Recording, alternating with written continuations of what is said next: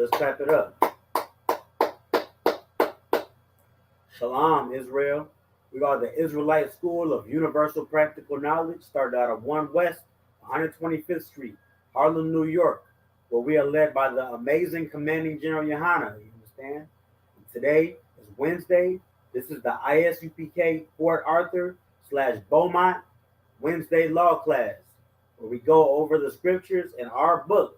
You know what I'm saying? The Holy Bible is the book about the Israelites and for the Israelites, written by the Israelites, which means it's for Blacks, Hispanics, and Native Americans. This is our book. We go over the scriptures in this book that pertain to the law. You know what I'm saying? The law governing the rules and regulations on how to live and rule the earth, given from the Most High to Moses and to the Israelites, to the children of Israel. You know what I'm saying?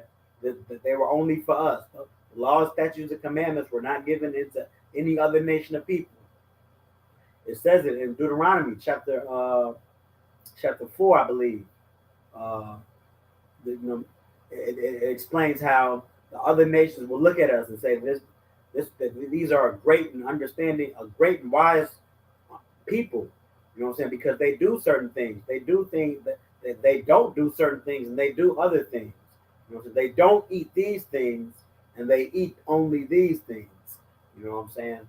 They treat their brother this way, and they don't treat their brother this way. You know what I'm saying? They observe the high holy days and the Sabbath on these days, and they don't observe these holidays or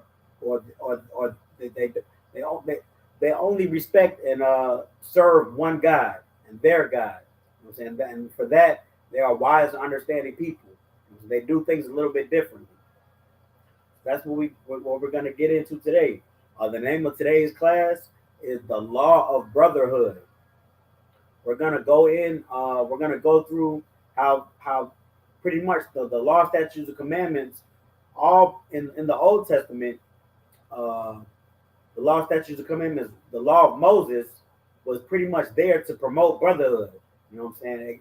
There were some laws that were for our discipline and only serving the Most High and other things as well. But for the most part, you know what I'm saying, the law, statutes, and commandments in the Old Testament promoted brotherhood. And then, of course, we know in the New Testament, when Christ came, he gave that new law, that new law, that new commandment for his brothers and sisters to follow, which was brotherhood. And we're going to get into all of it today. You know what I'm saying? First, I'm like I was saying, the Old Testament, the law, statutes, and commandments promoted brotherhood. We know the marriage laws, for one, the marriage laws of adultery. You know what I'm saying? Don't sleep with your brother's wife. You know what I'm saying? That's brotherhood itself. You know what I'm saying? We're trying to respect our brother's marriage and not have anything to do, not try to not give into our own lust and break this brother's marriage apart, and then make the sister, the wife in that marriage, an adulterer. You know, so we're not trying to make a whore out of the woman of Zion. We're trying to promote healthy marriages. So that's brotherhood itself. You know, I'm saying, don't sleep with your brother's wife. There's also the cleanliness laws, the laws that are about not about, but the laws that pretty much say that you can't be around the congregation if you are unclean. You know what I'm saying? If you're just having a baby, if you've been around a dead body, if you've you know what I'm saying, had laid with your wife, or woman, if you've laid with your husband. You know what I'm saying? These laws, you know, you can't be around the congregation because, you know, that's how sickness is spread. You know what I'm saying? If you're around a dead body, or, you know what I'm saying, if you're unclean, you know what I'm saying, from your genitalia area, you know what I'm saying, because of you've been laying with your husband or laying with your wife, or if you've had a baby, you know what I'm saying, then pretty much we don't want to be amongst our brothers. and we don't want to, or sisters, we don't want to be in the congregation. You know what I'm saying? When we pretty much we're unclean. I mean, we're unclean spiritually and unclean physically. So in that instance, pretty much, I don't want. I mean, diseases would be more. We would be more susceptible to disease, but for the most part, it's sanitary reasons. You know what I'm saying? I mean, we don't want to we don't want to. I mean, I'm trying to sound as professional as possible, but we don't want to have all those our those germs. We don't want to spread the germs. You know what I'm saying? We don't like the cleanliness laws started, or not started, but the main cleanliness laws in the Old Testament were the laws that were sep- uh, pretty much diagnosing somebody with leprosy. You know what I'm saying? People were dying from leprosy in the Old Testament. Okay, so we if somebody appeared to have leprosy, you know what I'm saying, if he had the scabs and his skin was of a certain hue, a certain color, then we would say, you know what I'm saying, you have to be separated from amongst the congregation for a certain amount of period. And then you can come back, and then the priest will look at you and see if you had those same symptoms, and then they give you some more time, or they say, you know what I'm saying, you're clean now. You could be amongst the congregation. So this is for our brothers. This is showing this is pretty much showing our brothers and sisters that we don't want to get them infected with anything. Those were the cleanliness laws. The cleanliness laws promoted brotherhood also. Then we have I'm gonna pull one of them. I'm gonna go to Exodus 22:1, because this law right here, this law is the law of what to do with a brother when he steals from another brother.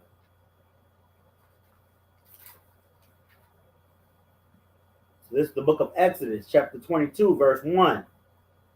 If a man shall steal an ox or a sheep and kill it or sell it, he shall restore 5 oxen for an ox and 4 sheep for a sheep. So pretty much, you know what I'm saying. If a man were to take a brother's ox, which was, and kill it or sell it for food, if he would be killing it for food or selling it for some money, so he could buy something, it's one ox would be 5 ox. He'd have to repay that brother back 5 ox. You know what I'm saying? This right here, you know what I'm saying, it made sure that we didn't steal from our brothers, because you know what I'm saying, we may be hungry, but you know what I'm saying, we're not supposed to steal from our brothers. If our brother lost the ox or a sheep, then we have, because we stole it from him, we'd have to pay him back 5 times that or 4 times that. You know what I'm saying? Because he that brother may have been depending on that ox for him and his family. He had to go some time without eating, and then so if you're caught stealing from your brother, you had to repay that back. And another significant thing about this law, you know what I'm saying, is because if you know what I'm saying, time in these days, you know what I'm saying, I'm not saying anything's wrong with self defense, but a lot of the time we get into the attitude of thinking that if somebody steals from us or somebody steals from me, then I'm liable to kill that person. You know what I'm saying? If he breaks into my house, we promote self defense. We don't know what that person's gonna do. But if somebody's on our property, say if we have a farmland and somebody's on our property, and you see that same person, you know what I'm saying, stealing crops or stealing livestock, then in today's society, we would think that it's only right that we could shoot at that person from being in our farm area, in our property, and stealing all of our livestock. You know what I'm saying? We would think that we want to shoot that person, but the law here says that person just has to repay us. Man, we're not trying to kill our brother because he stole from us. You know what I'm saying? We still love our brother. That brother does have his judgment. He does have to repay us 5 ox or 4 sheep. You know what I'm saying? we don't want to kill that brother. You know what I'm saying? We don't want to end his life just because, you know what I'm saying, he took something from us. I'm gonna keep going to verse 2. If a thief be found breaking up and be smitten that he died, there shall be no blood be shed for him. So pretty much right there is saying, if a thief be found breaking up and be smitten that he died. So pretty much, you know what I'm saying, that's really just saying, if a thief be found stealing, and he be smitten because he was stealing, you know what I'm saying, then there shouldn't we can't go back and forth killing each other because we killed that thief. Now I know I just said we're not trying to kill thief, and we're not trying to kill the thief because we're trying to not kill our brother. But if that, the first thing we want to do is have that brother repay what he stole in 5 times or 4 times. But if it so happens that brother is killed, because you never know what happens. Like I was saying, a brother might be breaking into your house. You think he's trespassing. You think your family's at danger. You know what I'm saying?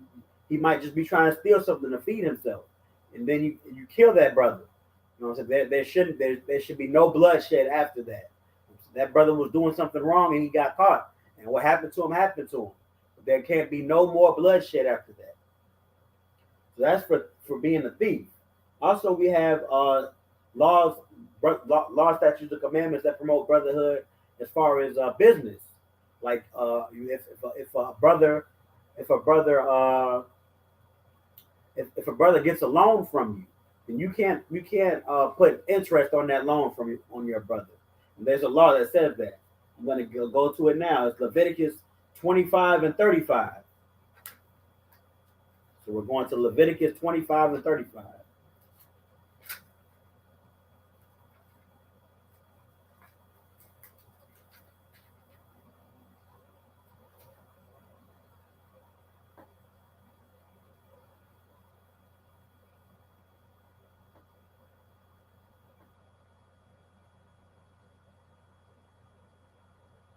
It's 25 and 35 through 37. So I'm going to start off with Leviticus 25 and 35. And if thy brother be waxen poor and fallen in decay with thee, then thou shalt relieve him. Yea, though he be a stranger or sojourner, that he may live with thee. So pretty much, you know what I'm saying, if a brother's in need of assistance, then help that brother. Help that if he need a place to stay, help that brother. If he needs something to eat, help help him out with some food. Help him out with, if he needs some money, help him with the loan. Verse 36. Take thou no usury of him or increase, but fear thy God, that thy brother may live with thee. So take no usury of him. Usury is pretty much interest, saying that, okay, I'll let you live with me for this time, but now when you get all your money right, you're gonna owe me this much. You're gonna owe me all of this for me giving you this or letting you have this because you needed it. You know what I'm saying? No usury. Verse 37. Thou shalt not give him thy money upon usury, nor lend him thy victuals for increase. Pretty much, we're not trying to put usury. We're not trying to lend our brother anything so he can be able to eat. He's waxing poor, so we're not trying to lend our brother any money or give him any food or let him have a place to stay and expect something in return out of it. And on top of that, expects a lot of return of it, interest upon interest. So we're doing it for the grace of for the sake of brotherhood. But we're helping that brother for the sake of brotherhood, man. You know what I'm saying? We're not trying to just be a loan shark to our brother. So that's usury. These are all in the Old Testament. You know what I'm saying? We have brothers. Well, another one would be a brother marrying a brother that died's wife to prolong the family. Like if a brother had a wife and that brother died and he didn't have any children, and that brother had a carnal brother, like a brother that was his blood brother. I know we're all brothers by blood. You know what I'm saying? We are Yashala.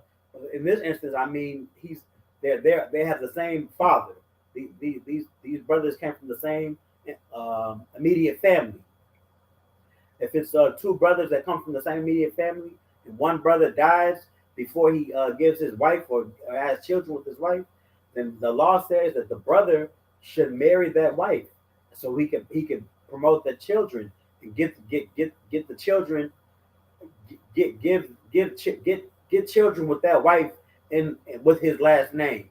You know what I'm saying? So pretty much in that instance, um, the brother that's marrying the wife, he's showing brotherhood because he's taking care of the wife. You know what I'm saying? He's making sure that widow has a husband and somebody to protect them, and as well as he's giving them children. So he's showing brotherhood to the wife. He's showing brotherhood to the deceased brother, and he's showing brotherhood to the family. The family uh, get having the inheritance of the family would go to, it would stay in the family. It wouldn't be another man just sleeping with them and giving kids, and then that all of the inheritance from that brother that died, you know, say he lost it all to that man. That's why we want the brother to stay with we want the brother, we want the wife to stay with the brother of the brother that died. You know what I'm saying? It's all brotherhood. These are all brotherhood, man. Another one would be, I said interest, servitude. You know what I'm saying? Servitude. If you see your brother, if like in the instance that I said, a brother be waxing poor, just like this scripture. A brother might try to become a indentured servant just so he can he can repay a debt, like Jacob was, uh, to get to he was Jacob was an indentured servant to get his wives, Leah and Rachel. You know what I'm saying? J, J, working to pay something off. He might have a debt, or he might be something trying to buy something, and he's becoming an indentured servant. There's a law about indentured servitude also. We're gonna go bring that out right now. It's the book of Exodus, chapter 21, verse 1. This is the book of Exodus, chapter 21, verse 1. Now these are the judgments which thou shalt set before them. Verse 2. If thou buy an Hebrew servant, 6 years he shall serve, and the 7th he shall go out free for nothing. So pretty much, you can't have a Hebrew servant for more than 6 years. Indentured servitude. This is the Old Testament again. You know, so these are laws that these are ways that customs that we had in the Old Testament back in those days. But pretty much there is no such thing as indentured servitude now. You know what I'm saying? We can't have a slave or a servant. But back then, you know what I'm saying, if slaves and servants were common. So if you were a brother and you had a Hebrew, somebody in your same nation, as part of the agreement for being a servant for you, he couldn't be your servant for more than 6 years. You know what I'm saying? Everything was paid off. If he was your servant for 6 years, everything would have been paid off, and everything would he all his debts have been paid off. That 7th year come, he's a free man. He don't have to serve you no more. This is all brotherhood. You know what I'm saying? These are ways that brotherhood was shown in the Old Testament. And again, we know that Moses, he definitely showed brotherhood, because he led the people of it, the children of Israel, out of captivity. You know what I'm saying? And Moses didn't have to do that. Moses, he was living amongst the high ranks.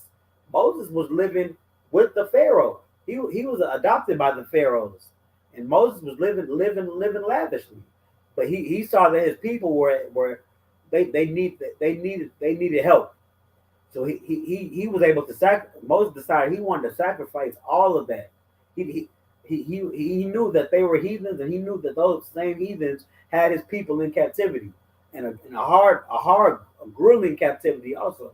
So Moses he sacrificed all of the riches that he had coming up so he could lead his people out of captivity and be the leader that his people needed. You know what I'm saying? That's brotherhood also. That's in the Old Testament. So jump into the New Testament. That was how Moses showed brotherhood. Those were brotherhood being shown in the law, statutes, and commandments of Moses in the Old Testament. Jump into the New Testament. We know what Christ did. We know that Christ showed the ultimate brotherhood by dying for us, but he also showed brotherhood by living for us also. You know what I'm saying? He taught the Old Testament, and he taught brotherhood as well. That's what I'm about to bring out right now. The new law from Christ. And this is the book of John, chapter 13, verse 34.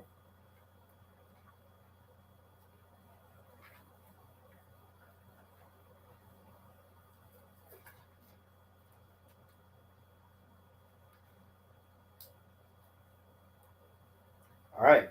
This is the book of John, chapter 13, verse 34. A new commandment I give unto you, that ye love one another, as I have loved you, that ye also love one another. Verse 35. By this shall all men know that ye are my disciples, if ye have love one to another. Pretty much this is saying that this is a new commandment, that ye love one another. Because before, people were pretty much just trying to get by. You know what I'm saying? People were keeping the law, statutes, and commandments so that they wouldn't be stoned, so that they wouldn't be killed. You know what I'm saying? Keeping the law, statutes, and commandments because they knew that they had to, but they really didn't love one another. They didn't love their brother like they loved they wanted to be loved themselves. That's what Christ had to come and tell us. He brought this new commandment. Also, there's the book of John, chapter 15 and 13. No, not that one. Salakia.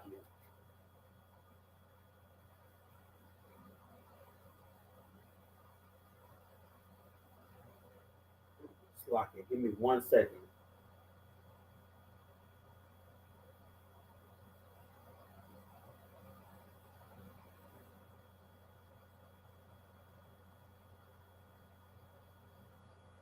Well, paraphrase. I'm not gonna hold us. Paraphrasing. You know what I'm saying? The great two commandments. I should know this. Salakia.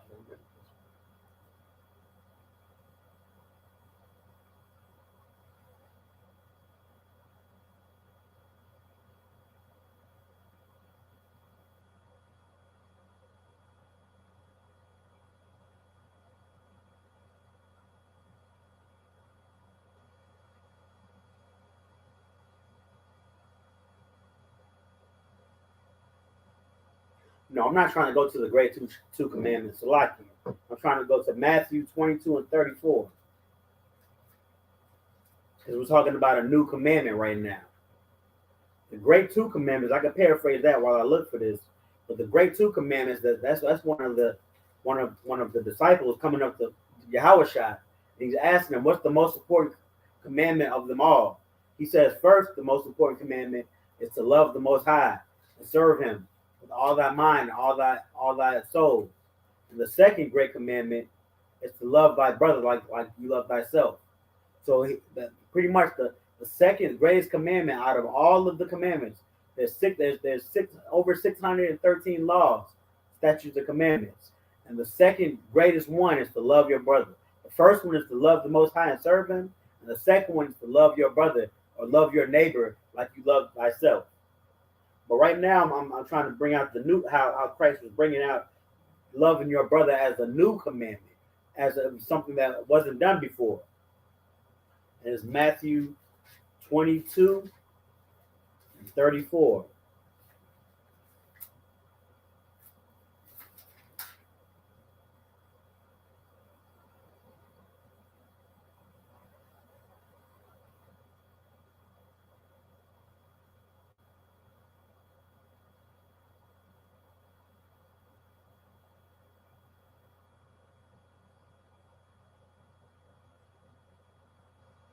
Like what I just brought out, what I just went back into is what I just pulled. I mean, what I just broke down by paraphrasing. So Matthew 20, 22 and 37. Well, Matthew 22 and 36. It says, Master, which is the great commandment in the law? And verse 37 says, Yahweh said unto him, Thou shalt love the Lord thy God with all thy heart, and with all thy soul, and with all thy mind. I'm saying pretty much serve the Most High with all your strength. Verse 38. This is the first and great commandment. Verse 39. And the second is like unto it. Thou shalt love thy neighbor as thyself. You know what I'm saying? That's pretty much him saying love thy neighbor. That's the greatest that's the second greatest commandment. You know what I'm saying? Loving thy neighbor as thyself. You know what I'm saying? Because these were new. Christ said these were a new commandment in the book of, going back to the book of John 13 and 34. I couldn't find that other one that said it was a new commandment. But in John 13 and 34, it says, A new commandment I give unto you, that ye love one another as I have loved you. What did Christ do for us? Not only did Christ die for us, but he lived for us. You know what I'm saying? He didn't have, he was doing so much work of the Lord that he didn't even have a house. He didn't have a job. You know what I'm saying? He didn't have a house or a job. He didn't have a wife. He didn't have a family. His brothers and his sisters were his family. And he did the work of the Lord. He went around healing them. What did he do? He made the blind able to see. He rose the dead. He made the dead living again. You know what I'm saying? He healed the sick. All of the miracles of Christ, it's said that all of the miracles that Christ performed cannot be written in one book. That's how much work Christ did. You know what I'm saying? And this says right here, a new commandment that I give unto you, that ye love one another as I have loved you, that ye also love one another. That's the ultimate sacrifice. That's putting everything. That's putting your brother before everything, man. You know what I'm saying? Not deciding not to work and not to make money because you want to love, because you want to do work for your brother, get him out of captivity. You know what I'm saying? Get him to understand the law, statutes, and commandments so that he can inherit the kingdom of heaven. That's what we do in the ISUPK, man.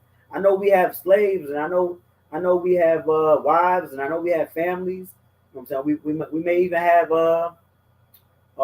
hobbies. You know what I'm saying? Things that take some of our time. But I can easily say, for the most part, most of our time for the brothers and the sisters in the ISUPK goes dedicated to serving the Lord. You know what I'm saying? It goes to serving the Most High. You know, to serving the Most High by feeding our brothers that can't eat, food drives, by clothing our brothers that don't have no clothes, homeless, helping the homeless. You know what I'm saying? By cleaning up the streets in the neighborhoods. You know what I'm saying? Making sure that the neighborhoods aren't dirty. You know what I'm saying? By teaching classes 7 days a week. You know what I'm saying? By going to camp. You know what I'm saying? And crying aloud, sparing none, getting that truth out there. You know what I'm saying? We trying to help our people, man. We know that we're in hell and we trying to help our people. That's what we do in the ISUPK, man. We show brotherhood. But that's the same type of brotherhood that Christ showed. And I'm going to pull a few. This is brotherhood shown in the New Testament. Brotherhood that Christ is trying to teach. And I'm going to pull a few scriptures that from Christ, him trying to teach brotherhood. The first I'm going to pull is that was Matthew 5 and 22.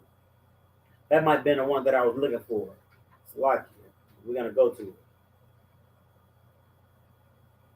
No, it's not. Matthew 5 and 22 is the one that's saying that you can't be angry with your brother for no reason. I'm going to pull it. This is the book of Matthew, chapter 5, verse 22. But I say unto you, that whosoever is angry with his brother without cause shall be in danger of the judgment.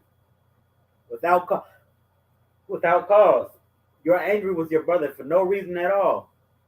You just got a chip on your shoulder. You just being angry. You just being a jerk for no reason. You just showing that brother. You you being you being unbrotherly to that brother, and it has no reason at all, for no reason. You're in danger. You're in danger of the judgment. You're in danger of being judged by the Most High. You're gonna get what's coming to you. For those brothers and sisters that just hate that just want to be unbrotherly and mean to their brothers and sisters for no reason at all. You know, so just because you don't like the way, even even even saying that you don't like the way they operate, that's more of a reason. But that's really no reason. You don't like the way they do things. You don't like the way they talk. You don't like the way they sound. You don't like the way, you know what I'm saying, the way they dress or the way they come, their appearance is. You know, that's no reason. You know, so I remember when I first came to when I graduated 8th grade and got into high school. You know, so I was trying to be brotherly with I was trying to make friends, and there would be certain people that would not. I say, you know, what I'm saying, hey, what's going on? And they want to show me attitude just off rip. You know what I'm saying? They had no reason. They didn't even know who I was. This was what, the first, second day of high school. They never seen me before. They don't know me, but they want to give me attitude for no reason. That's being unbrotherly for no. That's not being angry with your brother for no without cause. You're in danger of the judgment. And I'm gonna continue. And whosoever shall say to his brother, Rakah, shall be in danger of counsel. Rakah is Hebrew. Rakah is pretty much cursing your brother. You know what I'm saying? Cursing your brother like I said, being angry with your brother for no reason. You know what I'm saying? Cursing your brother for no reason to either. It doesn't even say for no reason. You're not supposed to be cursing your brother, period. If you're gonna be trying to curse your brother, say, you know what I'm saying, put misfortune, pray for misfortune, praying for their downfall. You know what I'm saying? Be jealous of your brother. You know what I'm saying? Be covetous of your brother. You know what I'm saying? Praying for their downfall, praying for them to be cursed. Then you're in danger of counsel. You know what I'm saying? You need to be taken to counsel. You need to have a brother tell the men above him, men above us in the congregation of Israel, that you've been offended and why you've been offended, because this brother has been cursing. You know what I'm saying? You're in danger of the judgment too, but you're in danger of counsel at that point also. That's what it says. And then I'm gonna continue. But whosoever shall say, "Thou fool," shall be in danger of hellfire. So you can't curse your brother. You can't be angry with your brother for no cause, and you can't call your brother a fool. You can't what's the word I'm looking for? Pretty much denounce your brother. You can't denounce your brother. You can't call them a fool. You can't pretty much damn, I can't think of the word, but you can't you denounce them. You can't make fun of them, or not. It's worse than make fun of. It's pretty much just belittle him to the extreme. I can't think of the word, but it's pretty much like denounce is what we're gonna have to use. You can't denounce your brother so much that you're calling him a fool. You know what I'm saying? Then you're in danger of hellfire. You can't denounce your brother. You can't curse your brother, and you can't be angry with your brother for no cause. You know what I'm saying? That's what Christ said. These are Christ's words. These words are read. That's brotherhood that's taught in the New Testament from Christ. Another one is Luke 6:31.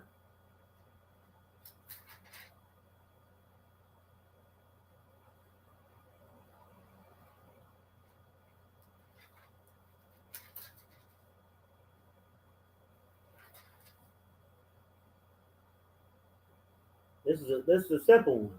This is Christ speaking once again. This is the book of Luke, chapter 6, verse 31. And as ye would that men should do to you, do ye also to them likewise. Pretty much, this is Christ saying, what you want to be done to you, you do to them. You know what I'm saying? If you want people to treat you this way, you have to treat people the same way. You know what I'm saying? Basic brotherhood. But people weren't they had to be shown, they had to be taught this brotherhood. Again, you know what I'm saying? In the Old Testament gave us the laws, statutes, and commandments to follow. You know what I'm saying? we knew the law. We knew we couldn't. We knew we weren't supposed to do this to our brother, or we knew if we stole from our brother, we had to repay him back. But that didn't stop. That didn't have us thinking why we shouldn't do this to our brother. You know what I'm saying? We for the most of us, we didn't think. You know what I'm saying? Our brother has to be treated the way we want to be treated ourselves. You know, Christ had to come teach this. Not only was that the case, but we had that separation. You know what I'm saying? Israel split in two, from the northern kingdom and the southern kingdom. We had Judah and Ephraim beefing with each other. You know what I'm saying? That's also why it was a new commandment unto us, because the people of Judah, you know what I'm saying? You can read in the New Testament also that the people that Christ taught that he wanted Judah and Ephraim to come together again like sticks. You know what I'm saying? He wanted them to come be brought together and like a bundle of sticks being brought together to be a bundle. That's how he wanted Judah and Ephraim to come together again. They were separated.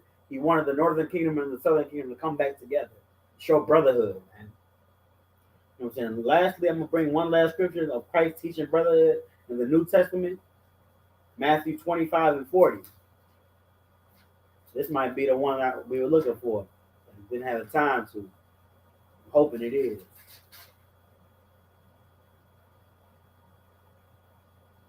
No, this isn't that one either. It's a lot. But this is pretty much Christ saying, oh, well, I'm going to pull it and then break it down.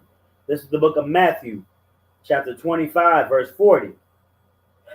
And the king shall answer and say unto them, verily I say unto you, inasmuch as ye have done it unto one of the least of these, my brethren, ye have done it unto me. So pretty much Christ is saying, I mean, if you want to inherit the kingdom of heaven, if you want me, Christ, Son of God, to accept you, you know what I'm saying? And because we know from the scriptures that the king, you can't get to the Most High without going through Christ.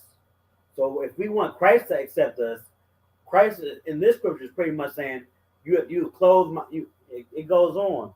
It's like I'm gonna go up a verse 38. This is the book of Matthew, chapter 25, verse 38. When saw we thee a stranger and took thee in? Slagia. When saw we thee a stranger and took thee in, or naked and clothed thee? Verse 39.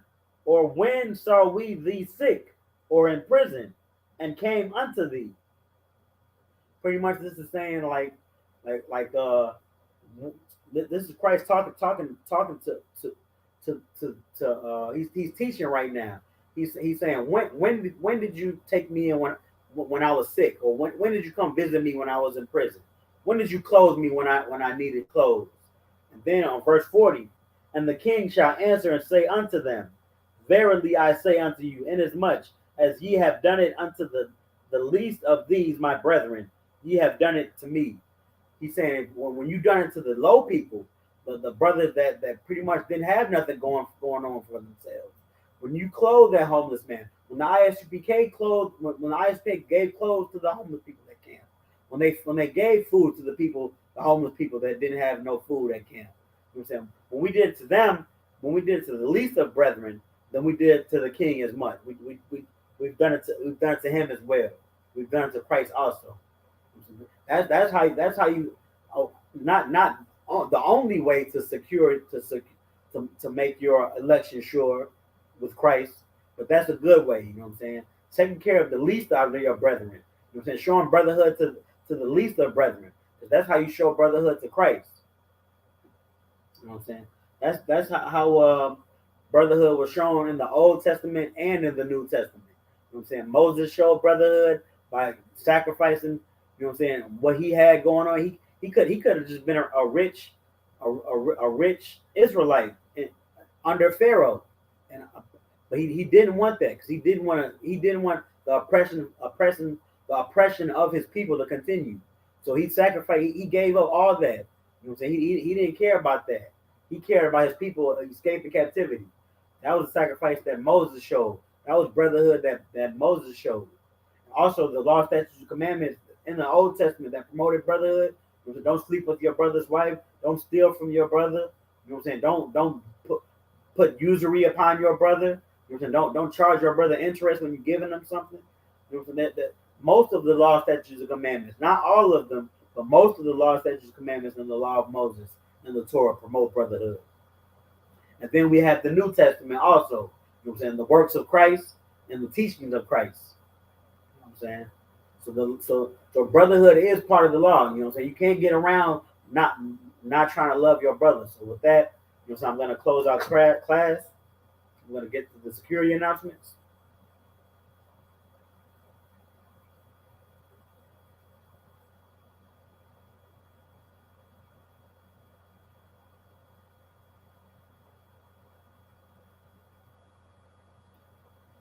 Security announcements. We are the ISUPK, started out at 1 West, 125th Street, Harlem, New York. Rule for new brother and sister.